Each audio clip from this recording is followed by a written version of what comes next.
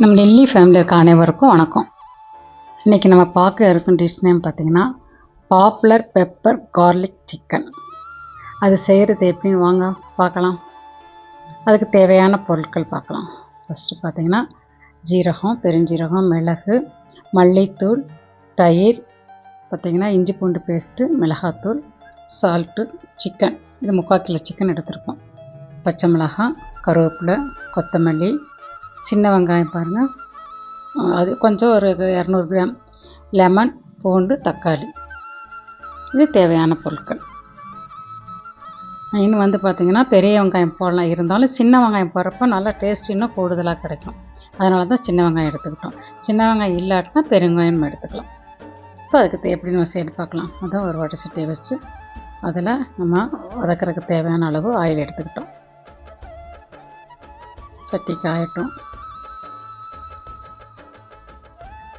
காஞ்சோன்னா first onion பாருங்களேன் பேஸ்ட்டாக அரைச்சிருக்கோம். அதை ஃபஸ்ட்டு போட்டு ஆயிலில் போட்டுக்கலாம். எல்லாமே நம்ம அரைச்சி தான் செய்கிறோம்.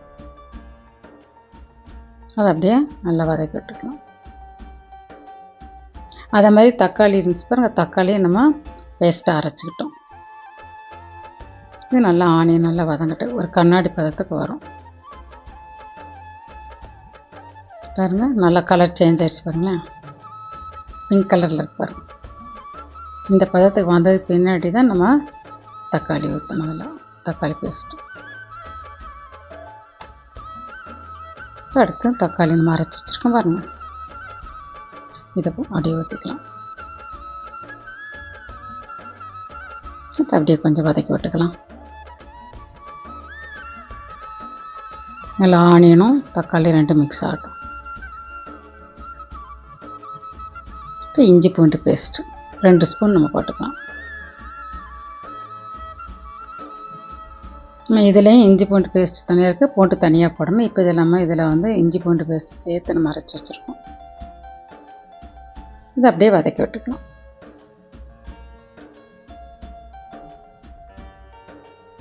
நல்லா அந்த வாடை வரட்டும், கொஞ்சம் வதங்கட்டும், அப்படியே பச்சை வாடை போகட்டும். இது கொஞ்சம் வதங்கிறதுக்கும் கொஞ்சம் சால்ட் நம்ம எடுத்துக்கலாம். இப்போ நல்லா வதக்கி விட்டுக்கலாம்.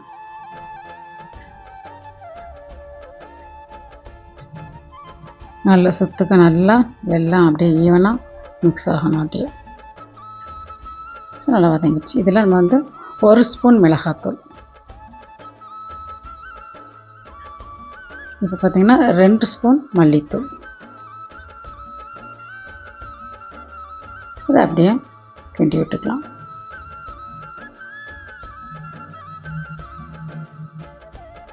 கொஞ்சம் அப்படியே உங்களுக்கு கெட்டியாகும், அப்படியே வதக்கி விட்டுட்டு இருக்கலாம். கொஞ்சம் அடி பிடிக்காமல் நல்லா வதக்கி விடணும், கிண்டி விடணும். இப்போ பார்த்திங்கன்னா நம்ம ஜீரகமும் பெருஞ்சீரகமும் ரெண்டையும் நம்ம பொடி பண்ணி வச்சுருக்கோம். அதை போட்டுக்கலாம்.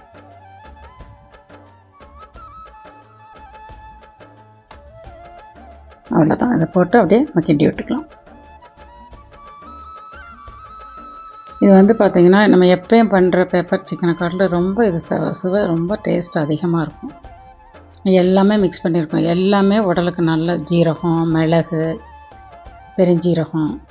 இது இதை மிளகு தூளில் 2 ஸ்பூன் மட்டும், சின்ன ஸ்பூன், அதை 2 ஸ்பூன் எடுத்துக்கலாம். லாஸ்ட் நம்ம இறக்குறப்ப பெப்பர் தூள் போடணும், 2 ஸ்பூன் மட்டும் நம்ம இப்போ எடுத்துக்கலாம். இதை அப்படியே வதக்கி விட்டுக்கலாம். அதை வதங்குறப்ப தான் உங்களுக்கு அந்த ஸ்மெல் வரும், அந்த பச்சை வாடை போய் இந்த ஆனியெல்லாம் ஓரளவுக்கு வதங்கி ஸ்மெல் எல்லாம் சேர்ந்து வர்றப்போ நல்லா மனம் வரும். இன்னும் கொஞ்சமாக இது கொஞ்சம் வதக்கி விட்டுக்கிட்டு இருக்கணும். அதுதான் மெயின், கீழே பிடிச்சிடாமல் நம்ம வதக்கி விட்டுக்கிட்டே இருக்கணும். இப்போ நம்ம இதில் சிக்கன் போடலாம். இது 3/4 கிலோ அளவு சிக்கன். இதை நம்ம மஞ்சத்தூள் போட்டு நல்லா கழுவி எடுத்து வச்சுருக்கோம். அது அப்படியே நம்ம போட்டுடலாம். இல்லை பீஸ் பார்த்திங்கன்னா ஓரளவுக்கு மீடியமாக, ரொம்ப சின்னதாக இருக்கக்கூடாது, மீடியமான சைஸை நம்ம வாங்கிக்கலாம் கட் பண்ணி. அப்போ தான் உங்களுக்கு ஒரு 4 பீஸ் 5 பீஸ் எடுத்து வைக்கிறப்ப நல்லாயிருக்கும். அது அப்படின்னு எல்லாம் போட்டு அப்படியே நம்ம கொஞ்சம் பிரட்டி விட்டுக்கலாம். அப்படியே இந்த மசாலாம் அடியில் இருக்கிறதெல்லாம் அப்படியே மேலே எடுத்து விடணும்.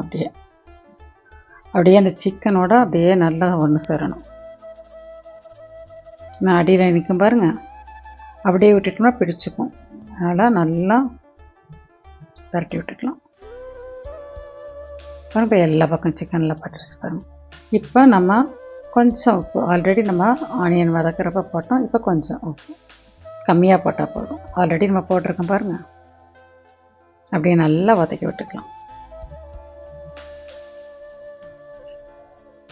இப்போ நம்ம அரைச்சி வச்சுருக்கப்போ அந்த மிக்ஸி கழுவுன தண்ணி, அந்த தண்ணி கொஞ்சம் ஊற்றிக்கலாம். அப்படியே நல்லா வதக்கணும். ஆனால் கொஞ்சம் ரொம்ப ட்ரையாக இருக்கு பாருங்களேன், அதனால் கொஞ்சம் தண்ணி ஊற்றிக்கலாம். இல்லைன்னா இருக்க அப்படி உங்களுக்கு ரொம்ப ட்ரை ஆயிரும்.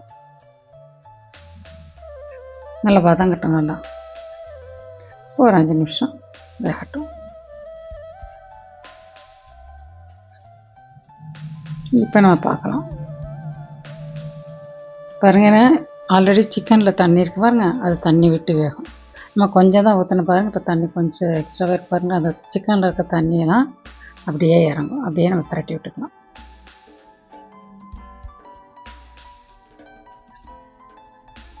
பார்த்திங்கன்னா இது நமக்கு கொஞ்சம் பக்குவமாக கூட இருந்து அந்த பக்கத்துலேயே இருக்கணும். கொஞ்சம் கிண்டி விட்டுக்கிட்டே இருக்கணும்.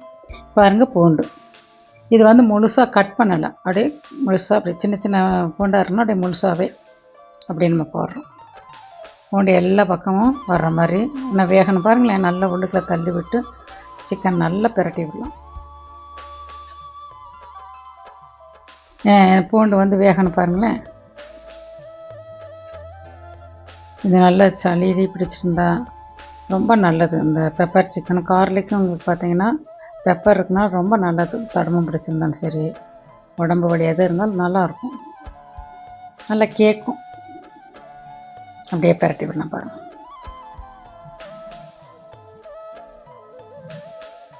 இப்போ நம்ம பச்சை மிளகா போட்டுடலாம். திரி வச்சுருக்க பாருங்கள், 3 பச்சை மிளகா.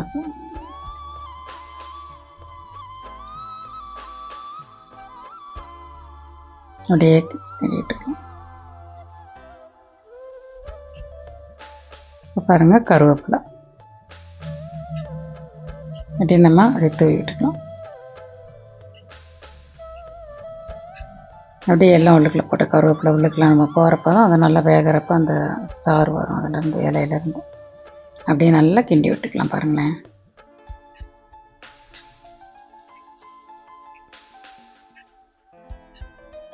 இப்போ நம்ம அப்படியே கொஞ்சம் ஒரு 5 நிமிஷம் மூடி வச்சிடலாம். வெந்துருச்சு. அப்படியே பாருங்கள், எண்ணெய் பிரிஞ்சு வந்துருச்சு பாருங்கள். இப்போ நம்ம தயிர் ஊற்றிக்கலாம். தயிர் தான் கூடுதலாக சுவை தர்றது. இதில் வந்து மெயின் பார்த்திங்கன்னா தயிர் ஊற்றுறப்ப சுவை வந்து அதிகமாக தூக்கி காமிக்கும். அப்படியே கிண்டி விட்டுக்கலாம். கிண்டி விட்டுட்டு நம்ம தயிர் ஊற்றிக்கலாம்.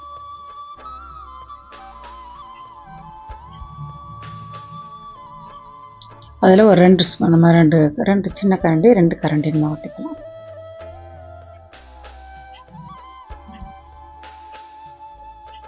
நல்ல தயிர் வந்து கெட்டி தயிராக இருக்கணும். இப்போ அப்படியே நம்ம கிண்டி விட்டுக்கலாம்.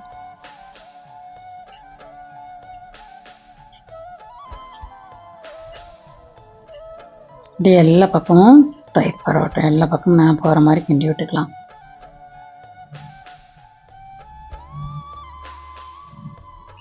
நல்லாயிருக்கும். இதுக்கு வந்து பார்த்திங்கன்னா நான், சப்பாத்தி, புரோட்டா இதுக்கெலாம் வச்சு சாப்பிட்றப்ப ரொம்ப நல்லாயிருக்கும். நான் இறக்குறப்ப பெப்பர் தூள் போட்டால் போதும். மூடி வச்சிடலாம். அந்த தயிரோட 2-3 நிமிஷம் வேகட்டும்.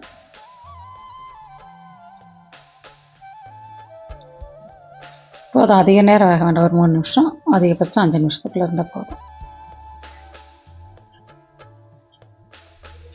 இப்போ பார்த்தீங்கன்னா அந்த மீதி இருக்கு பாருங்கள் பேப்பர், நான் இறக்க போகிறேன். அந்த பேப்பரை அப்படியே தூவி விட்டு இறக்கலாம். நல்லா கிண்டி விட்டு லாஸ்ட்டு பெப்பர் தூள் போடுறப்ப தான் அந்த பெப்பர் அந்த ஸ்மெல் நம்மளுக்கு கிடைக்கும். அந்த மணம் வந்து பெப்பர் வாடை வரும். கொஞ்சம் நேரம் அதை கிண்டி விட்டுக்கலாம். அப்படியே எல்லா கறி பக்கமும் அப்படியே பரவட்டும். அப்படியே நம்ம கிண்டி விடுறப்ப எல்லா பக்கமும் அந்த பெப்பர் சேரணும்.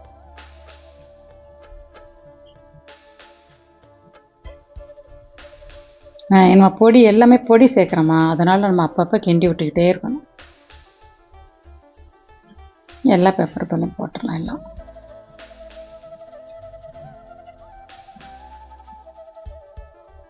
மெயின் இந்த நெஞ்சு செடியெல்லாம் இருக்கும், அதிகமாக இருக்கும் பாருங்கள், அவங்களுக்கு அந்த டயத்தில் இப்படி இந்த சிக்கன் செஞ்சு சாப்பிட்றப்ப பூண்டுக்கும் அந்த மிளகுக்கும் நல்ல சளிப்புறம் வெளியே வந்துடும். அவ்வளோ நல்லது. பொதுவாக நம்ம சாப்பாட்டில் பெப்பர் அதிகமாக சேர்த்துக்கணும். ஏன்னு கேட்டிங்கன்னா அது ரத்தத்தை சுத்திகரிக்கும். பூண்டு வந்து வாயு பிரச்சனை நீக்கும். இப்போ கொஞ்சம் புளிப்புக்கு நம்ம ஆஃப் லெமன் தான் எடுத்துருக்கோம் பாருங்களேன். ஆஃப் லெமன் ஜூஸ் ஊற்றினா போதும்.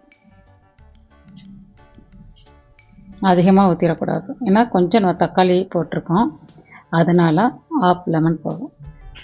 அப்படியே கிண்டி விட்டுக்கலாம்.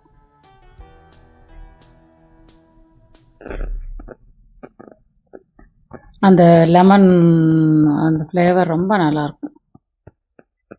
லைட்டாக புளிப்பாக அந்த லெமன் புளிப்பு அது நல்லா டேஸ்ட் கொடுக்கும்.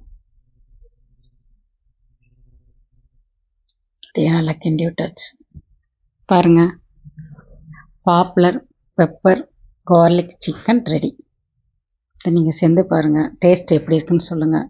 இந்த வீடியோவை உங்கள் ஃப்ரெண்ட்ஸ் சர்க்கிளில் ஷேர் பண்ணுங்கள், லைக் பண்ணுங்கள், சப்ஸ்கிரைப் பண்ணுங்கள். தொடர்ந்து வீடியோ பாருங்கள். போடுற வீடியோ எப்படி இருக்குன்னு கமெண்ட் பண்ணுங்கள். இவ்வளோ நேரம் நல்ல பொறுமையாக நீங்கள் பார்த்தீங்க. தேங்க்யூ.